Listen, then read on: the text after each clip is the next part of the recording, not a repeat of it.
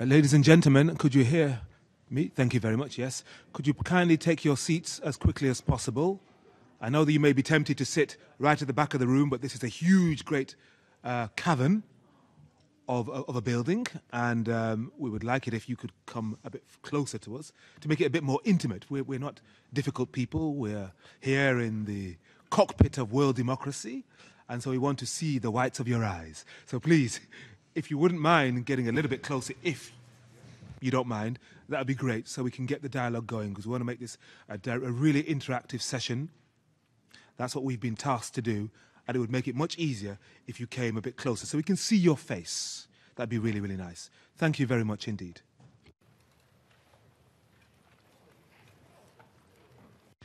Okay, so we can start already. My name is Bruno Figueroa. I'm the Director General for International Development Cooperation at the Mexican Foreign Ministry. And I thank you all for coming to this side event to the session of the Open Working Group on Sustainable Development Goals.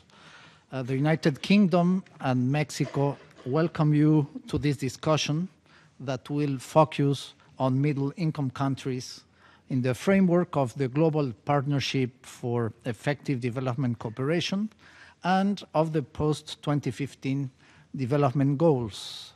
I take this opportunity to thank the permanent missions of the UK and Mexico, as well to the United Nations, for organizing, supporting, and providing a space for this meeting.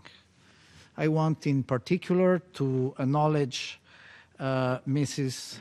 Sian Sultanoglu, Assistant Secretary General, Mr. Valentin Rybakov, Deputy Foreign Minister of Belarus, and other personalities that accepted to join us in order to have a fruitful discussion on this topic. So as you know, the Global Partnership was established at the 4th High-Level Forum on Aid Effectiveness in 2011 in Busan, Korea, and its objective is to promote dialogue and the exchange of best practices to ensure the implementation of the principles for more effective cooperation, that is, country ownership, managing for results, mutual accountability, and inclusive development partnerships. The first high-level meeting will take place in Mexico City in April and will be guided by two overarching themes. Firstly, the contribution of development effectiveness to the process to define the post-2015 development agenda and its means of implementation. And second, inclusive development, ensuring that cooperation involves all stakeholders and all segments of the populations, leaving no one behind. We believe that the convergence of different complementary processes is essential if the world is to have a single, comprehensive, and coherent post-2015 development agenda.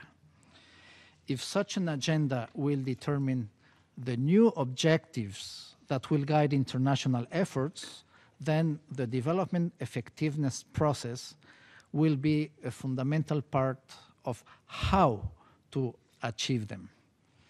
So the UK is one of the three co-chairs of the Global Partnership with Nigeria and Indonesia, and Mexico, as I mentioned, will be the host of the first high-level meeting in Mexico City. Now, allow me to frame the question of middle-income countries within the global cooperation architecture. It is a fact that this architecture is much more complex today than 10 or 20 years ago, with the emergence of many categories of state and non-state actors. In this multidimensional framework, a category of countries in the middle between developed and least developed countries is getting stronger and playing a larger role in the development arena. The rise of this middle class of nations has allowed an important number of people to come out of poverty. And this reflects a positive trends in the achievement of a number of MDGs, such as halving the number of people living in extreme poverty, access to improved sources of drinking water, and so on. Now, North-South and South-South trade and investment, the implementation of sound domestic policies, the promotion of domestic environments conducive to development count for a good part of these positive changes. However, development cooperation does also play an important role in promoting and underpinning the capacities that those changes require. However, we know that the successes are uneven and that the challenges remain important in a number of goals and targets, such as access to food, maternal health, sanitation facilities, and that overall natural resources are being exploited in unsustainable ways. In this context, and understanding the financial stress in which many of the traditional donor countries are, it is worrisome to see how ODA is in a declining trend. And at the same time, some countries are also putting pressure on middle-income countries to increase their contributions to the global development. And here things get quite complex because the middle-income country category is not homogeneous, as the concept note that was prepared by Mexico on the matter explains. According to the World Bank, they are countries with a gross national income per capita between 1,000 and 12.6 thousand US dollars. The difference between the low tier and the top tier is thus 12-fold. By size, population, income level, development short and mid-term potential, economic and social achievements, they constitute a very heterogeneous group. Middle-income countries, as you well know, are home to 5 of the world's 7 billion people and 70% of the world's poor. If eradicating poverty is one of the main development goals, then a lot has to be done with and within middle-income countries. That is one of the factors explaining why MICs are key actors in the development architecture nowadays. Now, the concept note stresses the differences between the low and the high tier. Many countries in the low tier risk falling into the low income category because of the fragility of their economies and wealth creation. Development, we mustn't forget, is not linear or progressive, unfortunately. For all those reasons, the UN Secretary General report on development cooperation with middle-income countries has questioned the relevancy of using this definition as a benchmark for guiding development cooperation policy. And at the same time, while we don't have any better category on hand, disaggregating the diversity of the category, we still find it useful for a better functioning of the development cooperation system. And now I come to the linkage between middle-income countries and the development effective agenda. To be truly effective, any global partnership should clearly integrate middle-income countries in terms of their specific needs and also as cooperation partners and source of development. That's why Mexico proposed to include the discussion on middle-income countries in the agenda of the high-level meeting next April, not as an intention to increase cooperation flows to middle-income countries at the expense of low-income countries or LDCs, which are and still should be at the center of the international community's efforts. The focus that we propose is on how we can integrate those different actors and cooperation traditions, build on their comparative advantages, exploit synergies, and learn know-how on how to tackle extreme poverty and other issues. This is not an easy task, not least because we are using a category that is accepted reluctantly by many countries, as I mentioned. At the same time, the most active cooperation providers from the South are proud of their distinctiveness vis-à-vis traditional donors and are eager to contribute to the same goals of sustainable development. I am certain that this will be reflected in Ambassador Eduardo Ulibarri from Costa Rica regarding the meeting on middle-income countries that took place in Costa Rica in June. Mm-hmm. So there are many opportunities and actions, and I conclude with this final reflection. There are many opportunities and actions that all stakeholders can engage in to improve the effectiveness of common actions in the case of middle-income countries as recipients as well as providers of cooperation for development. So after these introductory words, I will leave the floor to our moderator, Mr. Henry Bonsu, who accepted to be with us today and moderate this important discussion. Ambassador, thank you very much indeed. Oh, yes.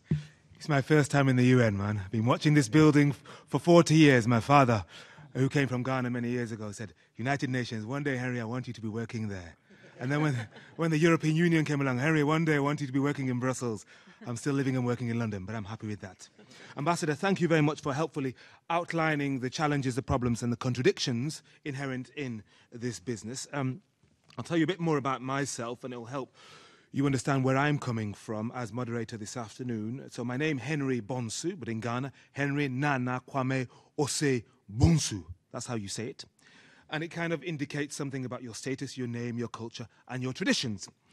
As you'll guess from the name and the accent, I come from two countries. One of them is a highly industrialized donor nation that beats its chest loudly and proudly because it's getting close to the 0.7% of GDP that the Prime Minister, Mr. David Cameron, of course, of the UK, has really been keen to achieve. So I was born and raised in the UK, but I also come from Ghana. My parents came from there, the Black Star Nation, as we call it, especially when it comes to Rio and Brazil and in the football next year. The whole of Africa will be supporting Ghana, believe me.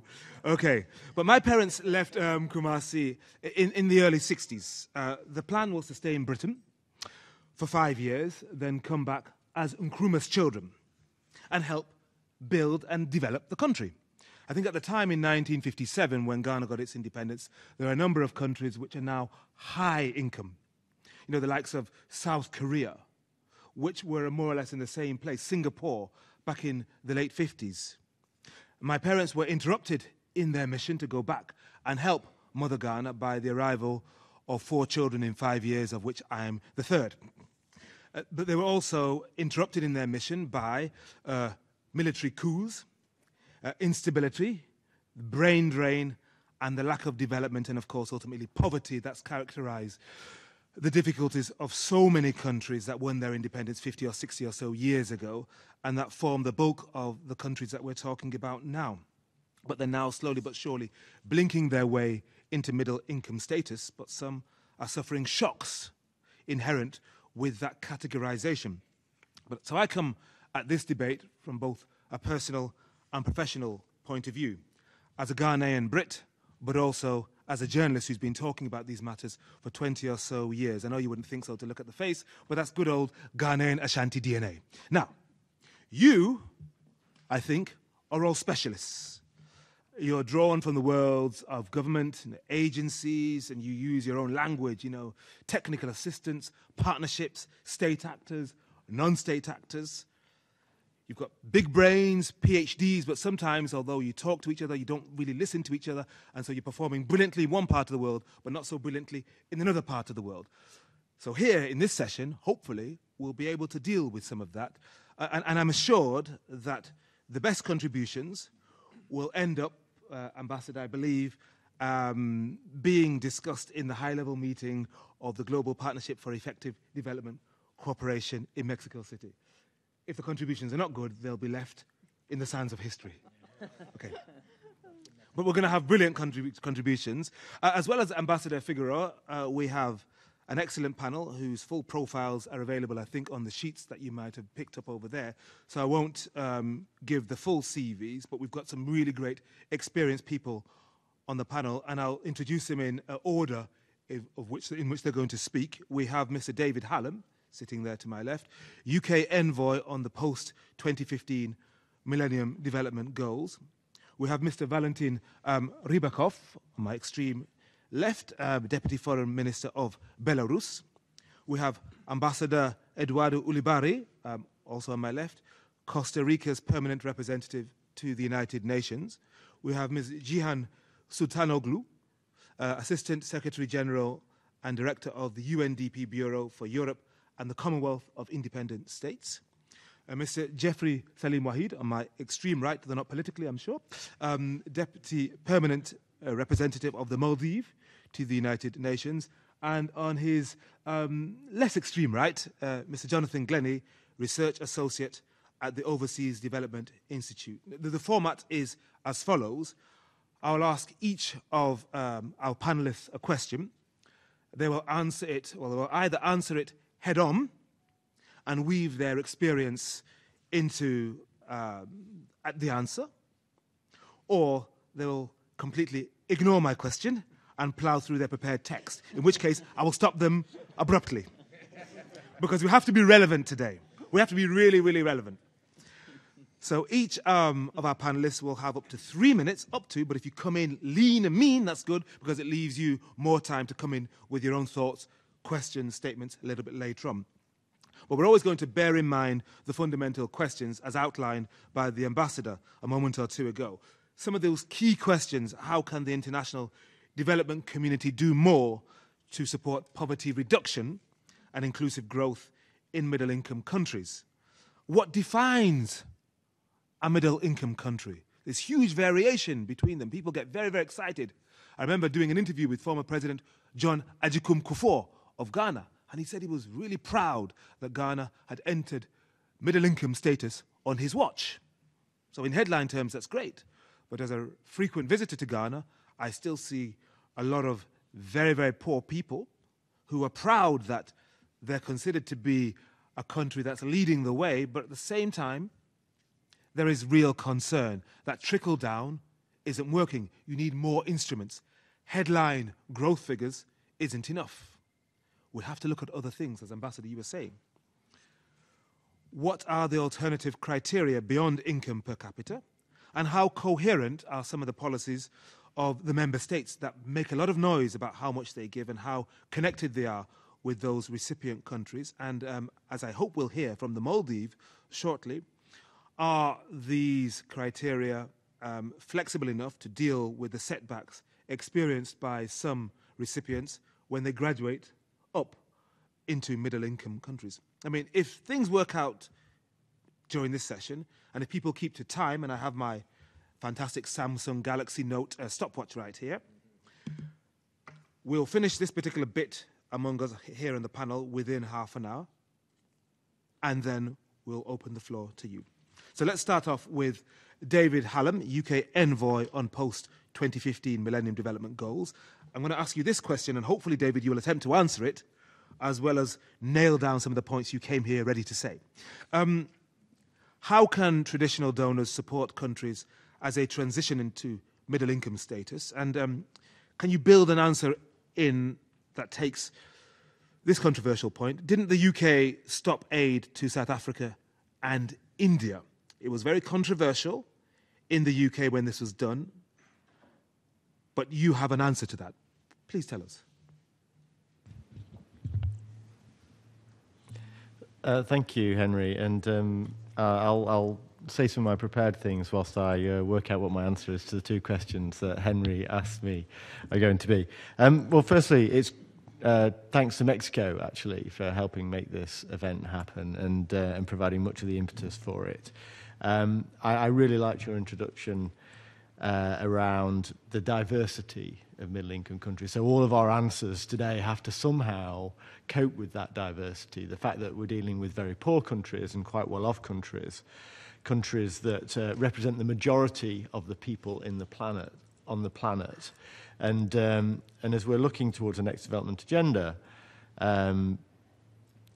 whilst much is still to be defined, as you said, ending extreme poverty is going to be part of that. But above all, we need to listen to what people want. And it is the people, the 5 billion people in middle-income countries, therefore, who are going to have a really strong voice in the next development agenda. In terms of how can traditional donors support the transition to middle-income countries or from, or is this moving into middle-income countries? Or yes, okay. Well, then a lot of that is around the traditional things that we're doing, only doing more so. And I'll make no attempt to conceal my pride in the fact that the UK is reaching 0.7% this year. At the end of December, we will for the first time have made 0.7%, joining an exclusive group, and we hope that many other countries will be able to join us. The interesting thing is that the person who's managing our finance, of course, is doing this in a time of great austerity in the UK. Henry, you'll be very familiar with this. And so the instructions are, it's not 0.69% and it's not 0.71%. It's exactly 0.7%. And that's what we're going to turn out at on the 30th of December. So a lot of it is about, we have a responsibility as wealthy countries who've reached a certain stage in development to continue to assist in that way. But there's a lot more that we can do, and I'd like to flag a couple of things that will be on the agenda for the high-level meeting of the Global Partnership for Effective Development Cooperation in April. The firstly is around working with the private sector. So the private sector is the engine of growth in probably every country. It's also a development actor in itself. It employs a lot of people, certainly many of the most productive people.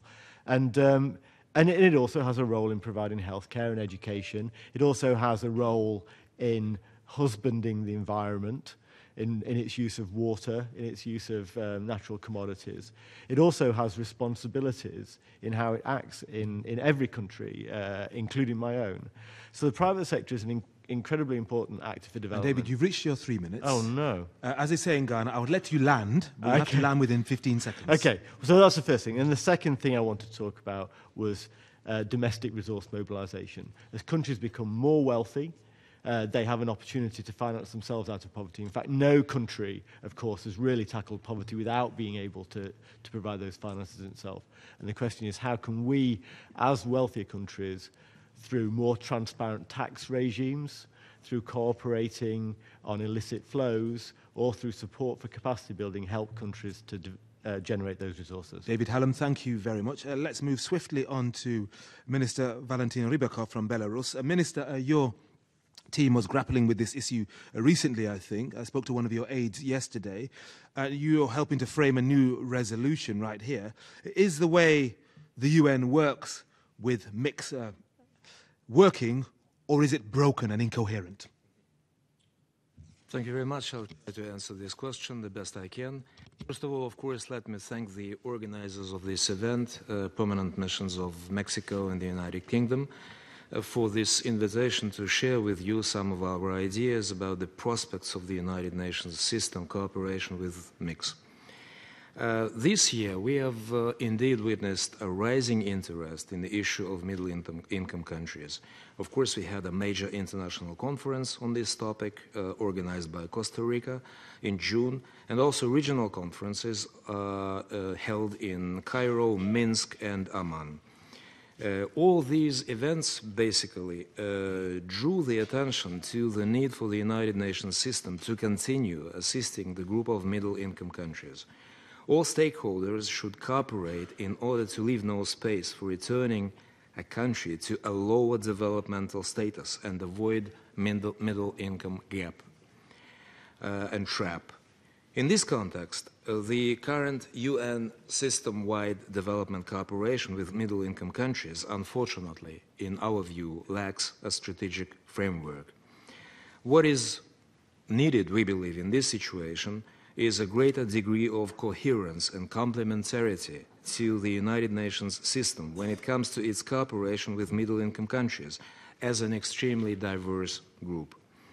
There cannot be a one-size-fits-all approach to middle-income countries. It makes sense for the United Nations system to adopt policies and interagency coordination approaches towards them that would properly account for their needs and potentials. What are the results achieved and lessons learned so far when it comes to the UN cooperation with middle-income countries? We welcome the consensus reached last week in the United Nations General Assembly Second Committee on the Middle-Income Countries Resolution. This document could serve as a basis for future deliberations on this topic, especially on the advancement of a more coordinated and better focused approach to this category of countries within the United Nations. At this point, we could take a closer look at the idea of elaborating a UN interagency plan of action on cooperation with middle-income countries, which would not entail any additional resources. Another important understanding that we have achieved is that middle-income countries play a dual role in the context of development, as receivers and as providers of different forms of assistance.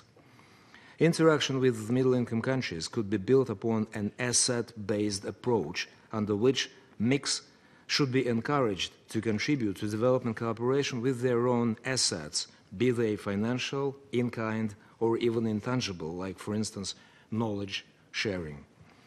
One more important message that we have tried to convey is that there is no intention on the part of middle-income countries to advance their agenda to the detriment of any other group of countries, in particular the least developed countries.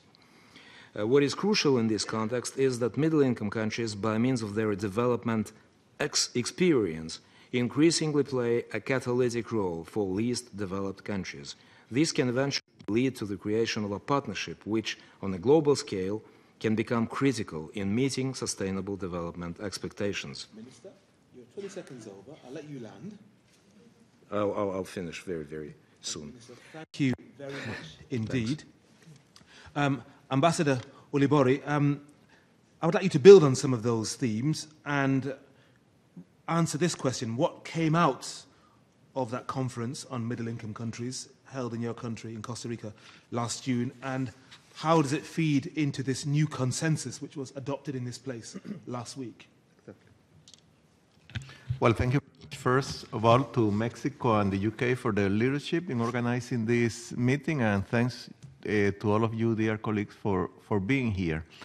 I think that, first of all, we need to take into account that the International Conference on Middle-Income Countries that was held in Costa Rica last June is part of a process. The Vice Minister mentioned 3 regional conferences that preceded it. There have also been some international conferences in the past. So we see that as part of a process of which the recently adopted resolution on middle-income countries by the second committee is a very important stepping stone. And we think that at this point, well, of course, we expect that the General Assembly will adopt it soon.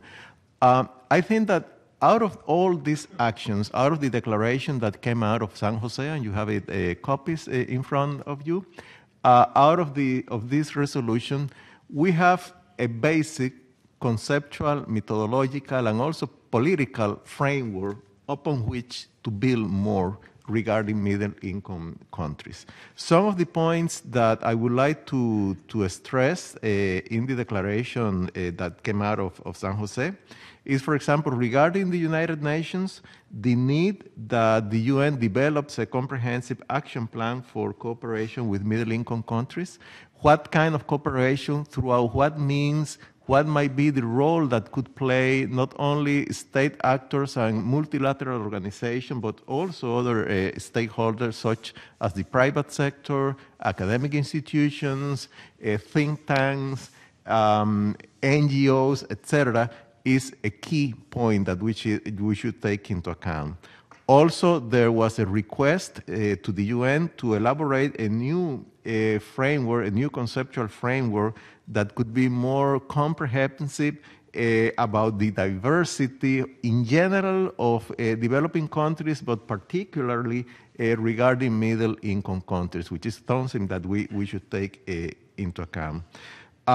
There was also a request to develop new mechanisms for cooperation with middle-income countries and also to leverage the advancements that some middle-income countries have made in order to use them to support some other either middle-income countries or least developed countries. And also, there was a recognition, which is very important to bear in mind, about the severe vulnerabilities that many middle-income countries have, especially regarding outside factors, being those factors environmental factors such as climate change, for example, or being those factors financial and trade factors. And in this regard, there was a strong emphasis on the importance of international trade and international financing, not necessarily from the point of view of in the context of cooperation, but the financial system in general as part of the elements that are needed for the developing of the middle-income countries. Thank you very much indeed, Ambassador. You came under your time, the first one to do so. Indeed. I noticed in my peripheral vision that Ms. Jihan Sultanoglu was nodding vigorously during your remarks, and I'm just wondering why, and I hope you'll explain why when you talk to us about where your consultations have been leading, because from what I'm hearing on the left and right here in front of me, there's an awful lot that's going to land on your plate as an Assistant Secretary General working with UNDP in Europe and the CIS countries. So how are you going to respond to all of this? There's high expectations here. Thank you very much, Henry, and thanks also from my side to Mexican and UK missions for this opportunity to give a voice from my region, Europe and CIS. I also feel a little bit special because I just noticed I am the only woman on this panel, just in case you didn't notice. And Sorry about that. And I think this is one of the issues that we should be also addressing as we move along. Now, my region as Latin America, as Asia Pacific, is also a region of middle-income countries. When we started, just going back historically, with the Millennium Development Goals, the region actually had quite a good starting point, and you can say that MDGs were already by and large achieved. And we have certainly some challenges, especially in Central Asia, maternal health, child mortality. But I think what we are looking at then in the next stage of development frameworks is actually to have a new development framework where the targets can be more nationalized, can be more localized, and there is in that sense more of a focus on universality, because MDGs, we feel by and large, were addressing to the needs of less developed countries. So in our region, we think we should be focusing on universal goals when we are looking at SDGs or whatever the post-2015 framework is going to give us. But it must be universal with flexibility to adapt to special needs of each country. Now, at the heart of this matter is the unfinished agenda that we see in the middle-income countries.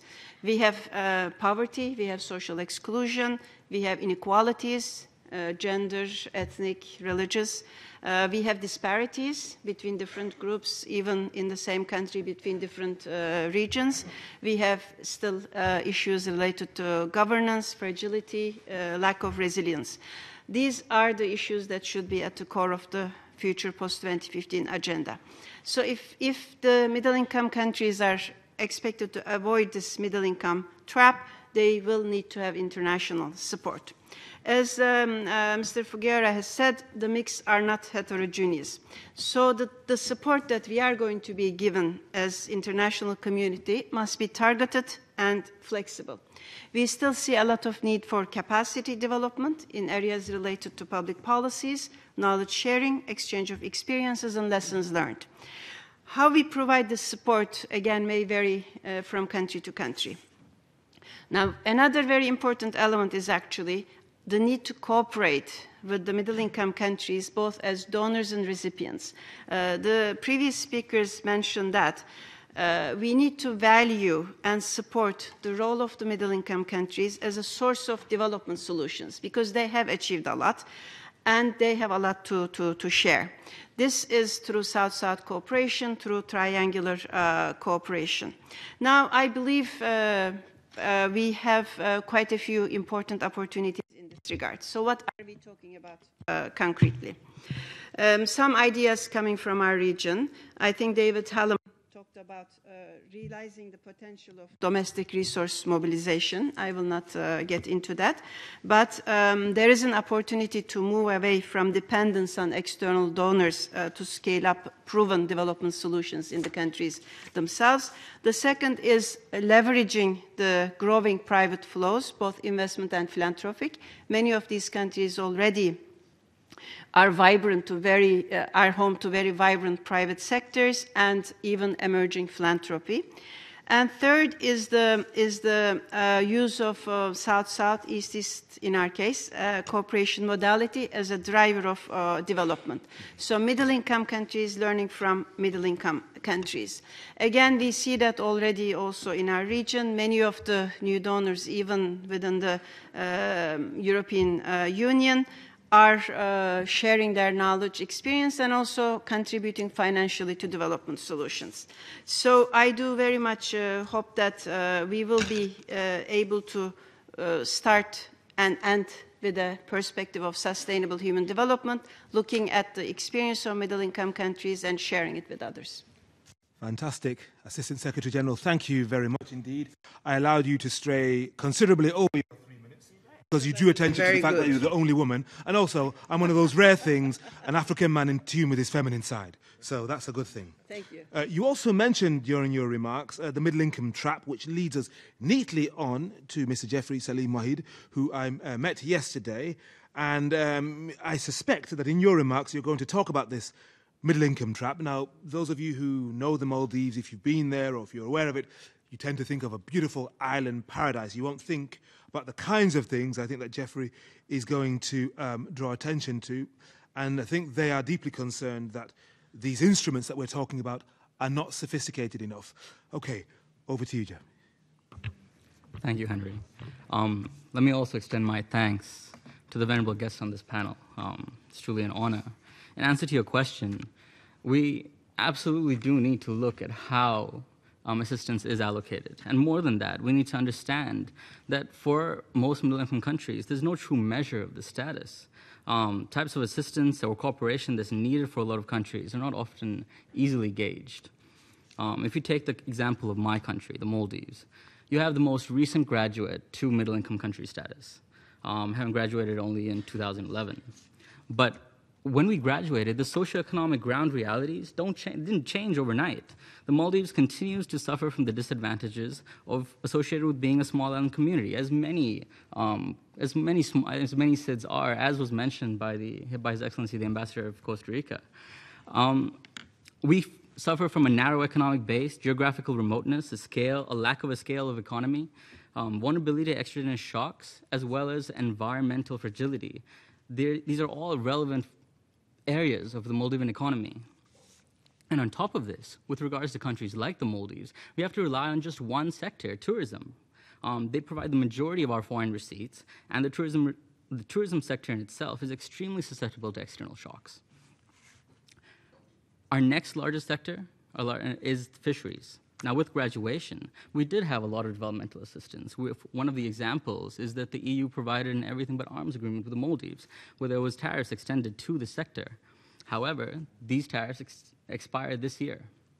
So when the Maldives applied for the EU's GSP Plus program, the Generalized System of Preferences, new regulations adopted by the EU last year required that any applicant remove all of their reservations to a few core conventions. So ultimately, it comes down to Maldives, 100% but very progressive Muslim country, one that is very active on the Human Rights Council, losing the primary assistance that we have to our fisheries sector because we cannot allow public propagation of other religions. Now, unlike tourism, the fisheries sector employs mostly Maldivians. We generate around $250 million from it annually, and the sector employs tens of thousands of my citizens, now disenfranchised by this rule. With tourism, however, almost half the employees are foreign. In fact, the number of foreigners in the Maldives is around half of our entire population. Now, this leads to us to question, do basic measures like GDP per capita, are they actually representative of the Maldives when they don't take into account these kinds of basic facts? When you look at even the majority of our revenue from tourism, it actually goes abroad, whether it's profits or remittances. Because it's going abroad, this negatively impacts our domestic financial flows. My point is that the result of us graduating from middle income status without our situation being accurately gauged, we've suffered both economically and politically. And what little assistance we get now, more often than not, is based on environmental vulnerabilities and not necessarily middle income country development cooperation. Well, well, well, you didn't disappoint, Jeff. You gave an excellent analysis and a great case study, really, of what happens to a country when it finds itself graduating from one category to another. But unfortunately, it may wish that it hadn't made that graduation, given what your experience has been. So let's put some of that to you, Jonathan Glennie. You're an independent researcher specializing in international development affairs. We've heard everybody in this panel say that there needs to be more cooperation, whether it's north-south or south-south. There needs to be more sophistication, new resolutions. How are we going to solve this issue of getting the right assistance and matching it with the right classification, even given the difficulties and the variations within one category? There's a whole lot that needs to be addressed here. And I should add, you wrote a book a few years ago called The Trouble with Aid. So please, tell us about the trouble with aid, especially of this variety. Thanks very much, Henry. Yeah, I wanted to call it Aid in Africa Getting It Right, but the publishers wanted to call it The Trouble with Aid, Why Less Could Mean More for Africa, with the intention of selling more copies. And hopefully that worked, I don't know. Well, it didn't sell very many, but it may have been more than it would have done. I've got no way of judging that. Listen, Henry, and especially listening to Jeffrey's case study, is it not time for these arcane income thresholds about graduating from low-income status to be laid to rest? Not Jonathan Glennie, not my quote. That's Martin Ravalian, Research Director of the World Bank. And I think that, I'm not a pedant, although I am a researcher, and I don't, hang on words and terminology too much, but I think sometimes, especially in times of great change, and I think we're living in a time of great change, and development cooperation has to change quite radically to deal with the situation that we have at the moment, sometimes language and categories really hold back progress. And I think this language of middle income is really holding us back from shifting the paradigm and understanding the kind of cooperation that is actually required for countries today. There are only about 35 low-income countries left. Middle-income countries is basically countries. I mean, let's just call them countries. There are very high-income countries, of course, and then there are some really low-income countries. But the vast majority of countries are now called middle-income. I was making this rant a few weeks ago, and a very wise gentleman sat over there, Eduardo, said, well, at least what we can, I think it was you, at least what we can do is start talking about lower middle income and upper middle income. I mean, at least we can start about that, because this attempt, and Ambassador Figueroa implied it, to talk about middle income, and understand why it happens, but it's really not helping. We need to talk, in my view, if we're talking about development effectiveness, we need to talk about aid in countries where aid is very low. Aid to low-aid countries, where it's less than 1% or less than 2%, is a really interesting discussion to be had. What can aid do in those kind of countries? Because, yes, and bringing us back to Paris and the meeting in Mexico, the whole global partnership and the Paris agenda was written by high-income countries for low-income countries. And it's really astonishing, really, that the whole middle-income country section was not really contemplated. And I think it's fantastic that this meeting coming up is really going to focus on that. Because, like I say, you know, most vast majority of poor people in this world have always lived, not recently, have always lived in countries where aid is a very small percentage of GDP. And, of course, mostly that's China and India, but the whole Latin America, parts of Europe, Central Asia, countries in Africa, South Africa, in the news a lot at the moment, always had tiny amounts of aid relative to its GDP, but aid that really can make a difference. And I think, you know, thinking about graduation is a really unhelpful phrase. We need to look at specific needs in specific types of country. Maybe Maldives has particular needs, Indonesia has particular needs, India has particular needs. Let's analyse those needs and let's associate particular types of cooperation for particular types of need. So, you know, in my view, should the UN set up a whole framework for cooperation in mix? No, I think it should probably just ditch mix as a concept and build concepts that really are appropriate for this stage of kind of development cooperation history. Okay, Jonathan, Glennie, thank you very much. Let's move on from that bombshell. So we've all spoken up here, and David also has spoken. And let's see if we can get one or two respondents initially. Let me start off with Dr. Yanua Nugroho, who is from Indonesia and, of course, has an interest in all of this. Do you think it's time to ditch mix? Please, you can respond to that, and, of course, you may have something else to say in response to what we've said up here.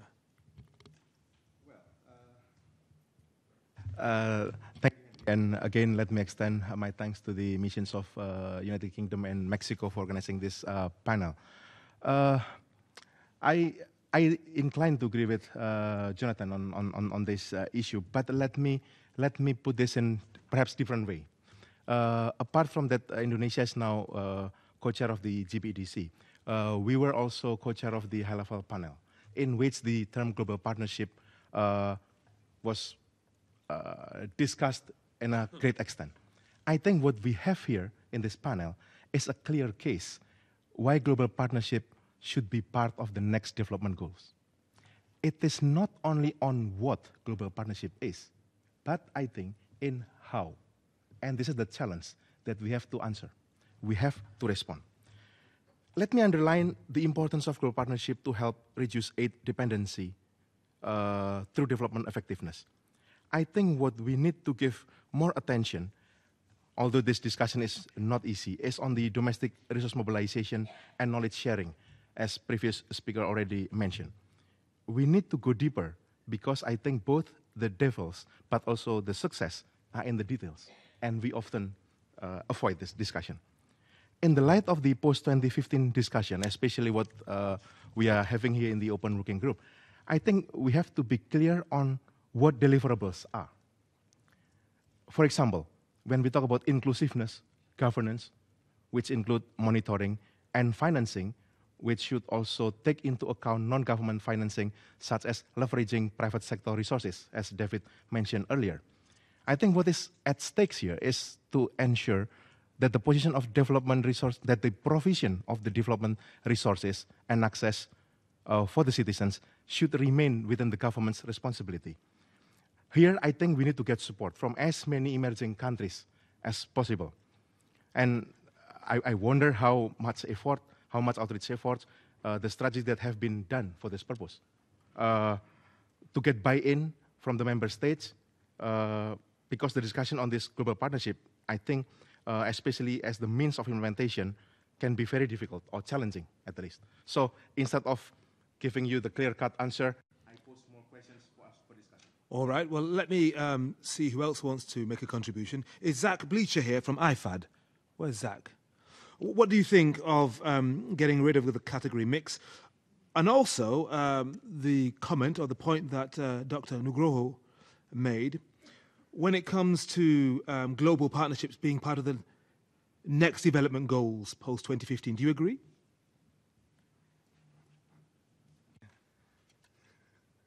Thanks very much. And of course, thanks very much to the organizers for putting this important discussion together.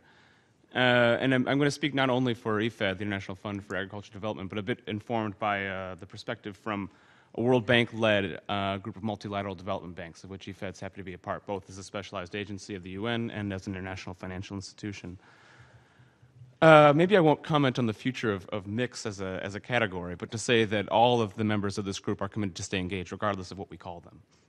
For example, the bank's recent commitments, 2 new goals, one of which shared prosperity targets the bottom 40% of the population in any country, regardless of income levels. Or for IFAD, what we see is the strong disparity that continues to exist in middle-income countries between rural and urban areas, and the strong predominance of poverty in rural areas requires our continued engagement. And we're going forward looking at how we rethink our strategy towards MIX, and we hope to come up with a solution by the end of next year, and we're looking forward to seeing how this Mexico meeting can inform that. Maybe you could remind me what your second question was, Henry. So it's more broad here. So you don't want to answer that comment on or that point about global partnerships being part of the next development goals, but you're happy to talk. You think it's natural? You think it's natural, do you?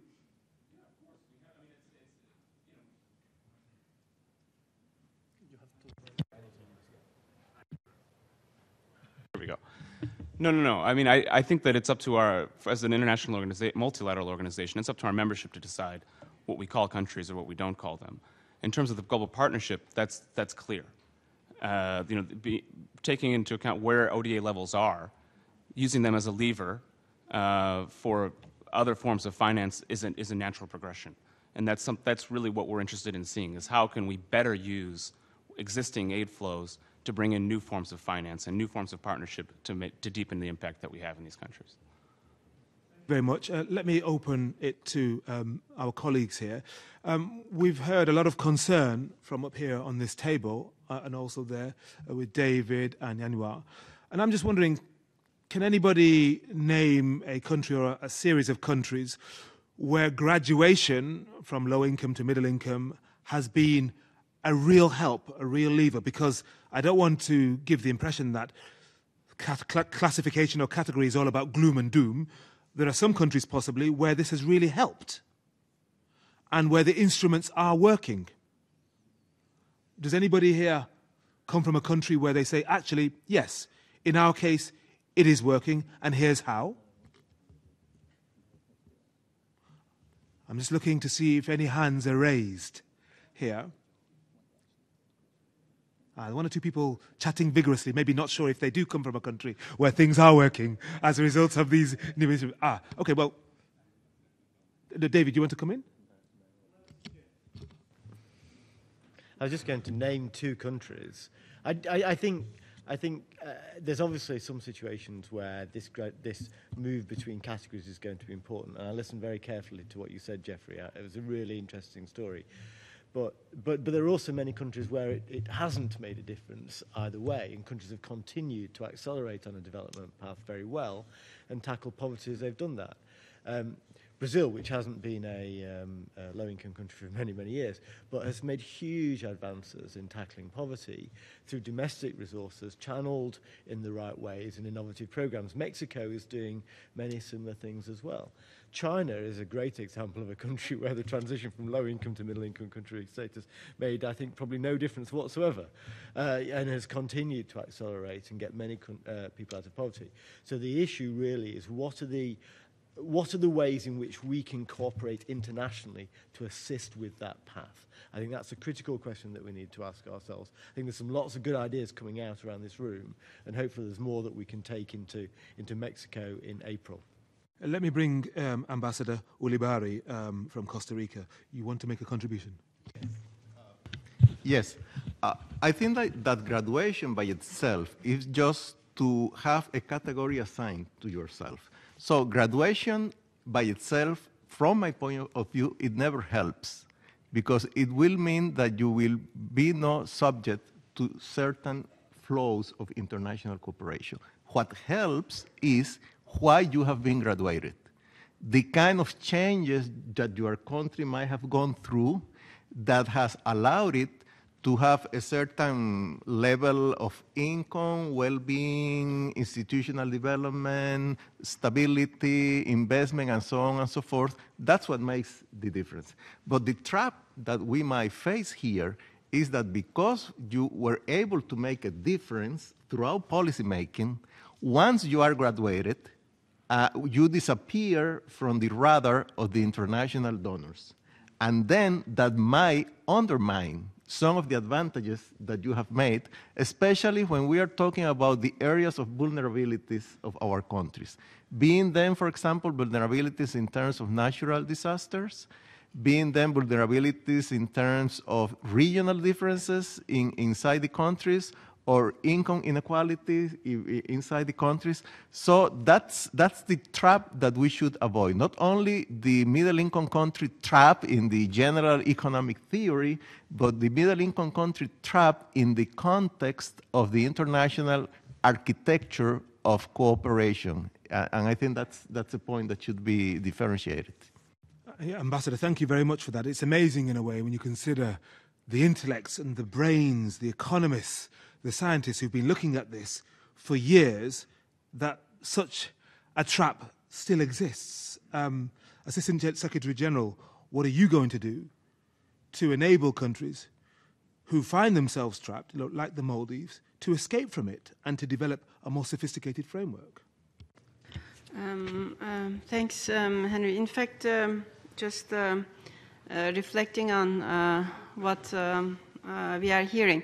Isn't this, at the end of the day, a debate about development, what we mean by development?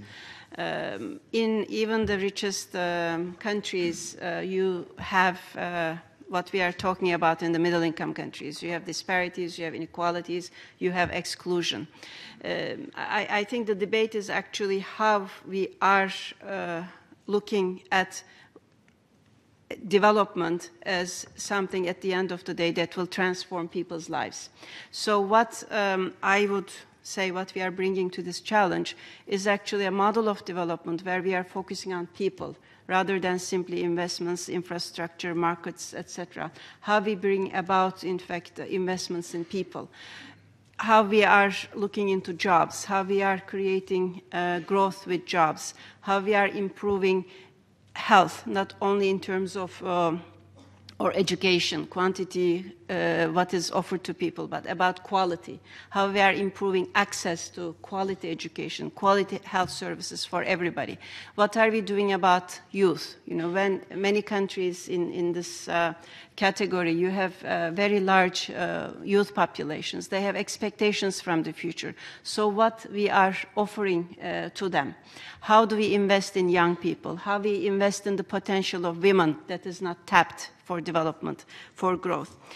I think maybe it's going to sound a bit like a cliche, but innovation, in fact, as international entities, how we are promoting, supporting innovation, how we are giving reality to good ideas that will bring about this kind of change.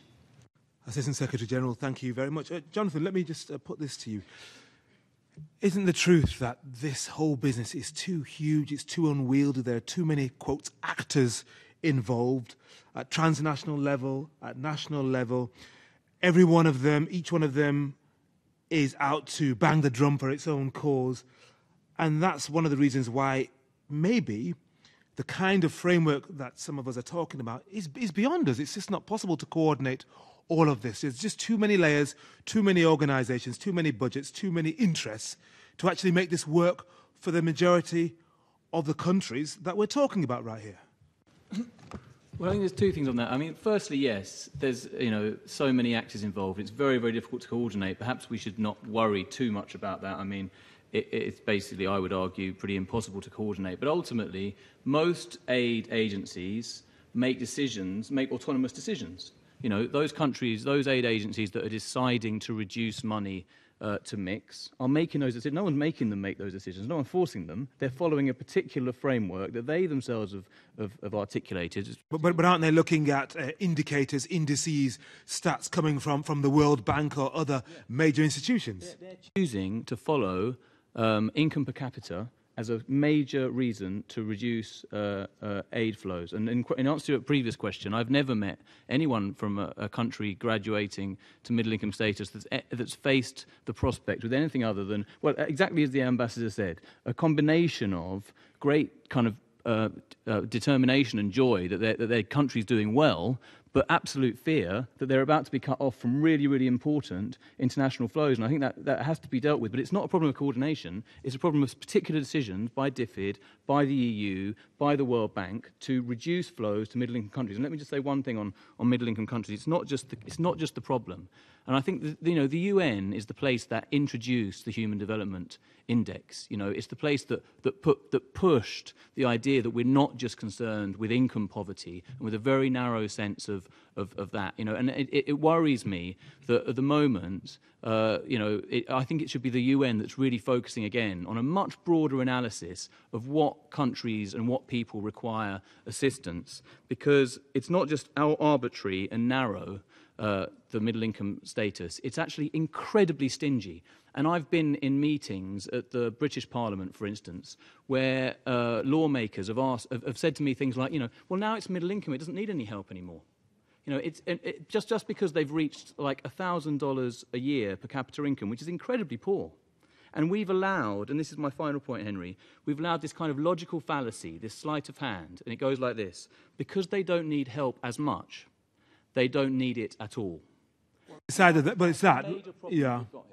But there's that, or sometimes maybe countries don't help themselves by, on the one hand, talking about how poor they are and how many people they still need to help, at the same time launching a space program, because that came up recently, and people were saying, I think it was in Britain, why should we be helping India if they've got a space program, or Nigeria or whatever? That is also part of it, because even in rich countries, as Assistant Secretary General was saying, there are poor people who are paying taxes, and they get very upset if they see countries that are now the world's banker, like China, which have poverty, but at the same time they think to themselves, well, hang on a minute, they're doing better than us.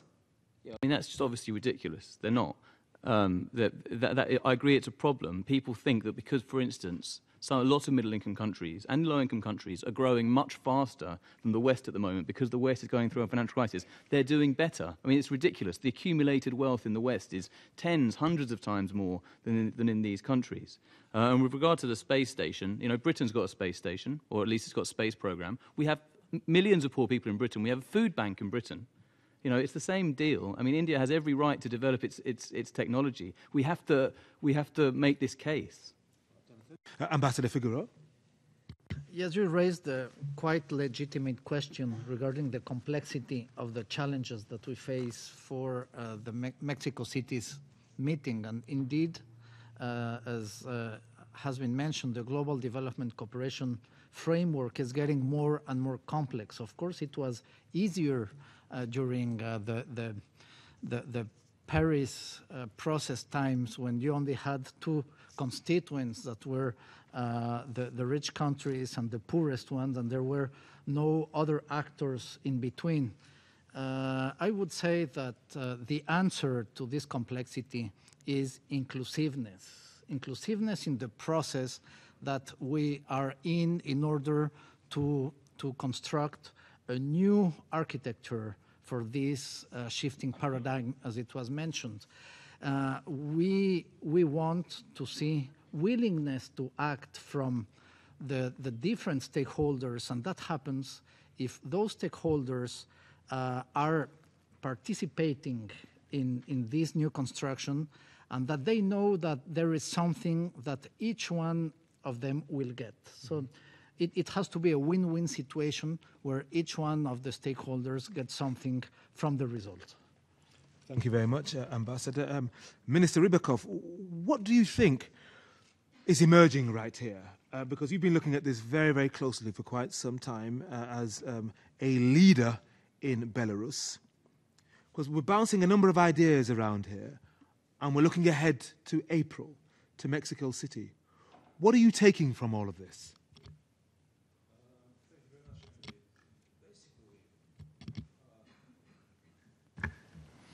Thank you very much.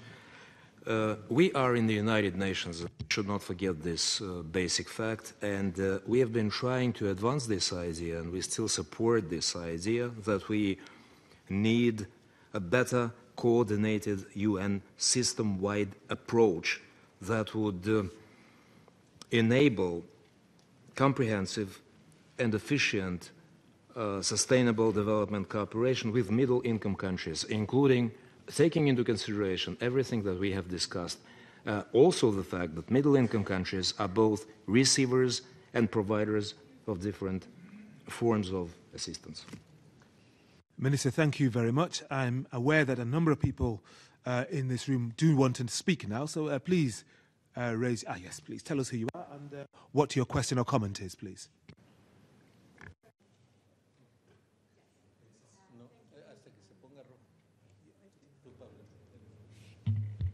Can you hear me? Yeah. Thank you very much. My name is Emilia Reyes. I come from Mexico, from an NGO that promotes women's rights. And I've been following with interest the discussion, because I think that the MICs are setting an example of the problems that of analysis that we're making in the post-2015 frameworks. Because it leads us to acknowledge that there are structural problems, and it's not about figures. For instance, the mixed figures at times are not reflecting development, but rather concentration of wealth. And they're reflecting inequalities rather than growth. So to me, this is a matter of finding structural measures rather than a lot of layers. Because, for instance, rainbows have a lot of layers, but you should address rainbows in the three components that are structural, such as the light and the reflection of water on light and the eye. So this is a matter of finding a framework on the human rights to acknowledge the conditions of life of people, and of course accountability measures, and the way in which concentration of wealth, for instance, is impacting in social and environmental problematics that eventually will have their reality in other major problems such as climate change. So this is, to me, this is very important to address, and gender equality is very important. This is something that is not seen, but it's the same way. We're looking at figures, but we're not seeing that the concentration of power and benefits is in the hands of men. So this is why, to me, it's a matter of finding structural roots rather than seeing the phenomena and worry about the many layers of the phenomena. Thank you. So as you go around, I don't know, Mexico City or Cancun or Acapulco, and you see your people, do you say to yourself, I'm living in a middle-income country? Or do you say, we're still poor, despite what these figures, despite what the UN, despite what everybody else is saying?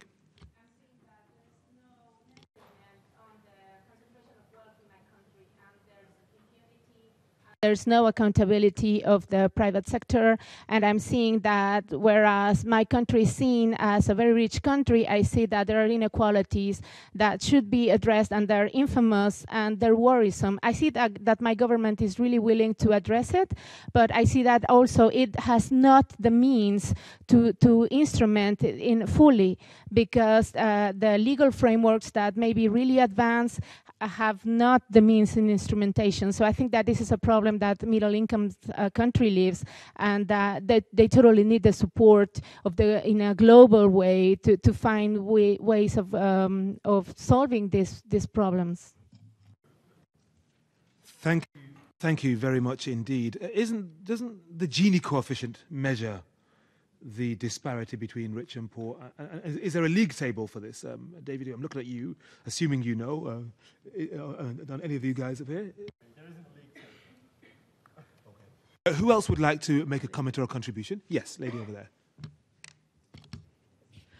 Good afternoon, and thank you for an integrating discussion. I'm from Colombia. 4 questions or 4 comments that I think are important. The first one is very much picking up on what Jonathan has been saying, and I have to say that there's a strong alignment with his views and how we are seeing the challenges of the post-2015 in these matters, is that we're talking about a universal agenda. And in our understanding, a universal agenda talks about a development spectrum.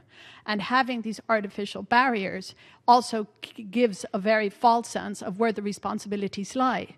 Because you can't have your cake and eat it too. You can't block things off and say that there's different kinds of countries that have different kinds of responsibilities, but then expect those responsibilities to change depending on what fora you're talking about. It's one thing if you're talking about cooperation, another thing if you're talking about, for example, climate change. So I think it's a very grave trap. The big trap is in terms of international governance, if you create these artificial barriers and don't acknowledge that there's a development spectrum. The second point is that that development spectrum is based on the assumption that the gains will not be lost. And we're seeing quite the contrary.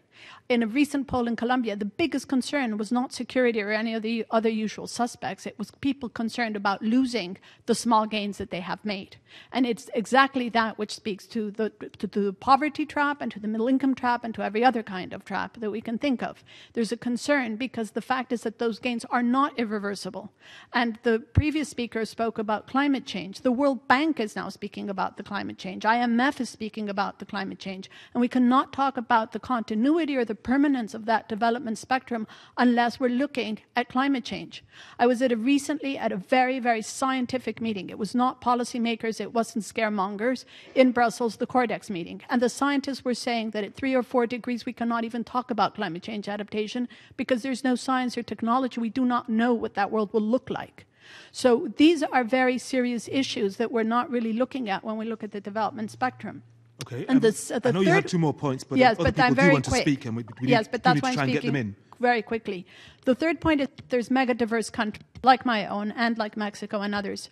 What is the role of the global governance? What is the role of the global community in enabling middle-income countries to take care of those global public goods, of those ecosystem services upon which the planetary systems depend? So those are other aspects that also have to be taken into account. Thank you. Okay, before we try and respond to any of those points, let's see the other hands that were raised. Yes, lady right there. Okay, thank you very much. My name is Maria Larga. I'm coming from the Spanish Ministry of Foreign Affairs. And just to mention that the working with MIX is some priorities. I'm going to keep my intervention very short because much has been mentioned here about the problems of MIX and possible instruments. But I just want to make a very short hint on a possible way to move forward on this issue, which is to very good reflect the needs of MIX in the future development agenda and keep them involved in the process and to really well reflect their needs. But we know that this is quite challenging to have a universal agenda in such a heterogeneous world.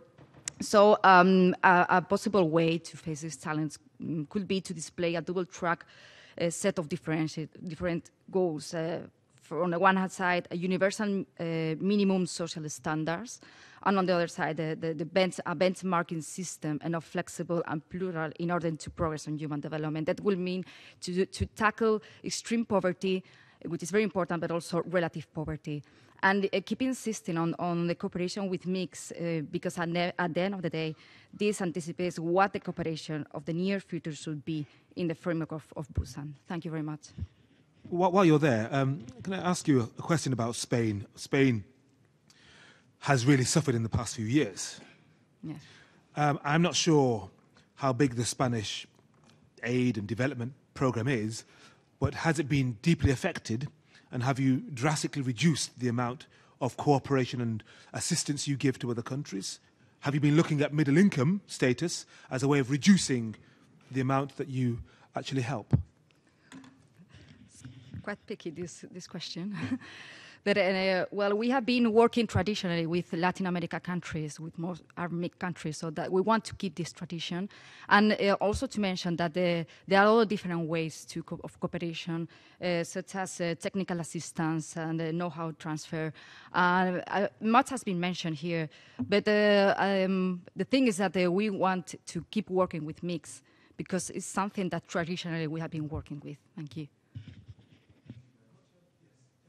Gentleman there with the hand up, yes. Much. I am from Cabo Verde, and that was a very interesting discussion. And I want just to say that when you decide, in fact, you don't decide. They put you in this category.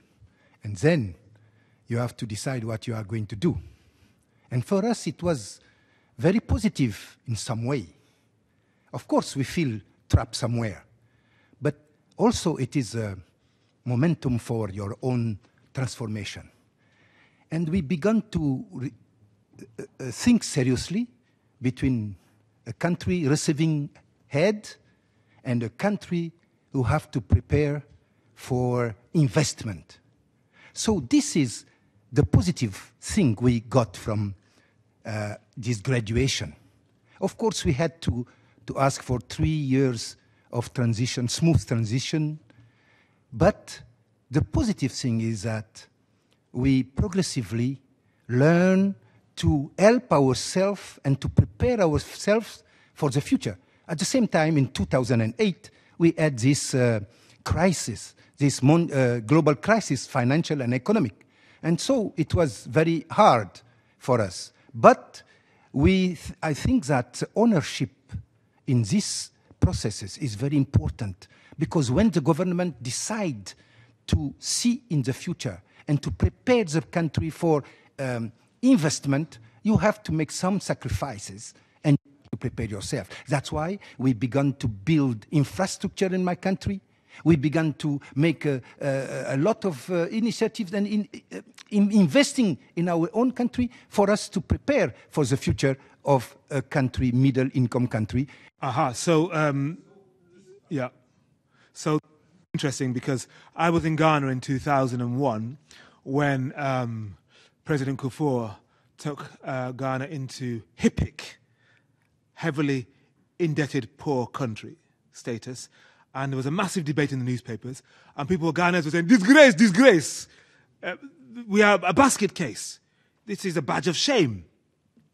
Now, of course, middle income status, people are saying, hey, this is good. It shows we're developing. This is good, despite what, Jeffrey, you've been saying. When Cape Verde went into middle income status, Cabo Verde, yeah, sorry.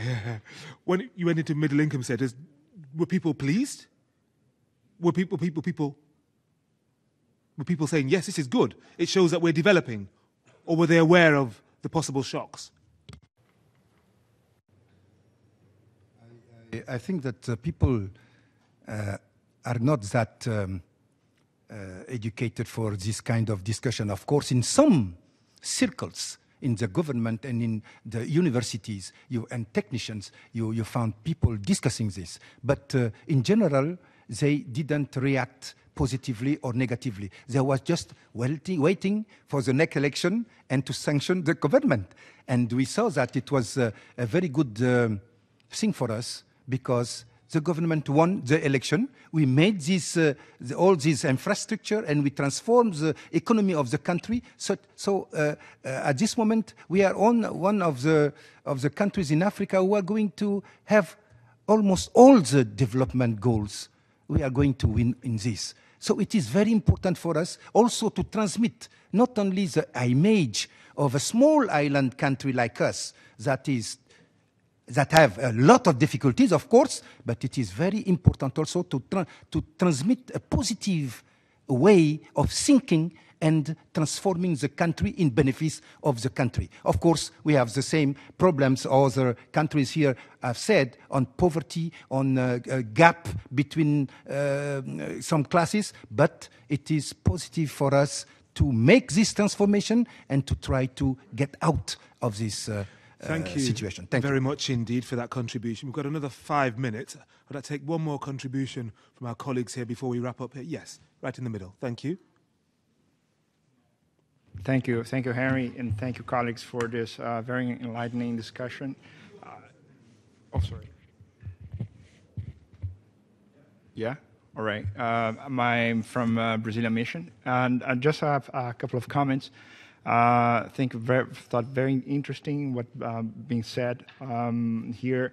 I would just add that for my country, specifically South-South cooperation, that we don't shy away from our responsibility, and actually, South-South cooperation has a kind of a transformational dimension, because when you give this kind of cooperation, you also learn, you start fine-tuning your own policy. So it's kind of win-win situation when you engage in this kind of South-South cooperation. So, and I mean, this is kind of the experience that Brazil has been with that. And but I think that the problem with the graduation is that actually there must be kind of accountability and for the post-2015 development agenda. I think that we should be as much ambitious for the SDGs and for any other goal, and as much ambitious for the means of implementation of these goals, because otherwise we're gonna start promoting some kind of goals that we don't know how to implement, and in the end we don't know how to make it real. So a kind of monitoring and accountability is absolutely essential. And in the United Nations system, developing countries has also always been arguing in favor of the problem of governance. And this kind of accountability, there must be also for the system. And the system is not as accountable as many member states would like it to be. So, thank you very much indeed for giving us the experience from Brazil. Accountability is key. Final point, the lady up there. Thank you.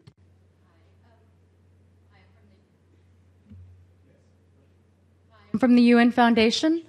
Thank you for giving me the opportunity to speak. This has been such a conversation, and I really wish there were more people and delegates in this room, because this is such an important conversation. I just wanted to build off on the points about graduation. I just wonder, for donor countries, what kinds of incentives can they put on the table for countries to want to graduate into middle income status if we are going to keep these distinctions? And I ask that, you know, aside from and including improved country credit ratings and other things that would then invite more investment and private sector engagement, what other kinds of things can donor countries do? We know that there are limitations in terms of ODA, and obviously there are going to be needs in least developed countries that need to be addressed as well, but we also don't want to punish countries that do graduate into middle income status. What are some things, some carrots, that donor countries could put on the table? I want to pose that to our panelists and anyone else in this room. Thank you. Thank you very much indeed. We're going to wrap up, and we'll try and embrace that particular question, and also the one on climate change earlier. It's very important in our answers. David Hallam, obviously as a guy who knows the UK government's inner thinking on some of these matters, what incentives could donor countries like the UK give to those countries that may be very nervous about graduating into middle income status? Thanks. I think it's a good question, and it cuts to the heart of the original question that you asked me that I didn't answer around India and South Africa as well. And it's a question that we don't have all the answers on. But I think part of it is about predictability, and that as a donor country, what you don't do is suddenly find out that a country has hit a certain income level and then turn the taps off. It's about having a trajectory, a glide path that is understood by both sides, having good communication, and not having a cliff edge, but having a forward trajectory. So I wanted to correct you. We haven't stopped aid to India, but we have discussed with India that we're going to stop aid in the future. And that's an important difference. We don't want it. Well, there you go. That helps with the politics back home, of course. There's a couple of other things. And firstly is non-aid instruments, and I'm not the expert on this, but there's a lot of ways that we cooperate together that aren't about donations, but they're about working together without using official development assistance, including triangular cooperation, which we're increasingly doing and very open to doing. This is where a developed country and perhaps a middle-income country with lots of good experience of tackling development work together internationally to help other countries. So there's an interesting scene there. Thank you very much. Let's get some brief closing thoughts now. Jeffrey, Salim, Waheed from the Maldives. There was a question about climate change that was quite critical, I think, and that's something that you must be thinking about. Well, the thing is, even with the Maldives, we are, of course, one of the countries at the forefront of the issue of climate change. But to a large extent, this has worked when it comes to development assistance to our benefit. Because we're on the forefront, because climate mitigation and adaptation are the two of the most important aspects that we work on as a government. these are two areas where we have been able to gain a lot of development assistance from our neighbors, through South-South cooperation, through North-South cooperation. But when it comes to these triangular models, or even through South-South cooperation, it's important to realize that these shouldn't be substituted for North-South cooperation. It should not be a pretext to dilute existing aid commitments. And those are things that the Maldives is very concerned about. We've reached 5 of the 8 MDG targets. But in order for us to progress, this aid does need to continue. And of course, in our case, it is being supplemented by South-South cooperation, as well as a new tax system that's being implemented in the Maldives. So we'll do what we can as well, but we can't do it alone. Thank you very much indeed, Jeffrey, Salim, Waheed from the Maldives. I've just been informed we're running way over. I was enjoying this session. I wanted to continue, but we do have to wrap up. I want to say thanks very much to Jonathan Glennie, to Jihan Sultanoglu, to Ambassador Ulibarri, Minister Rybakov, of course, David Hallam, Dr. Nugoro, should I say, and I'm going to pass you back to the capable hands of Ambassador Bruno Figueroa from the Mexican Agency for International Development Cooperation to wrap up. Thank you very much. I think we had a very thoughtful and deep discussion on several important aspects related to the middle-income country status, its meaning, and its role in global development architecture. I will only focus on the issue of the global partnership. I think that it can be a very powerful tool for the post-2015 agenda, as it promotes a more efficient and inclusive development cooperation architecture. It aims at integrating multiple and emerging actors, enabling an ambitious agenda post-2015. Challenges definitely are great, as Dr. Nugoro stressed a moment ago. We have, for instance, to define deliverables and means of implementation. So this is only the beginning of a very good discussion on the matter, and we hope to see you all in Mexico City in a few months. Thank you very much for attending this meeting. Ambassador Figueroa, thank you very much indeed for wrapping up so succinctly, and thank you very much for coming.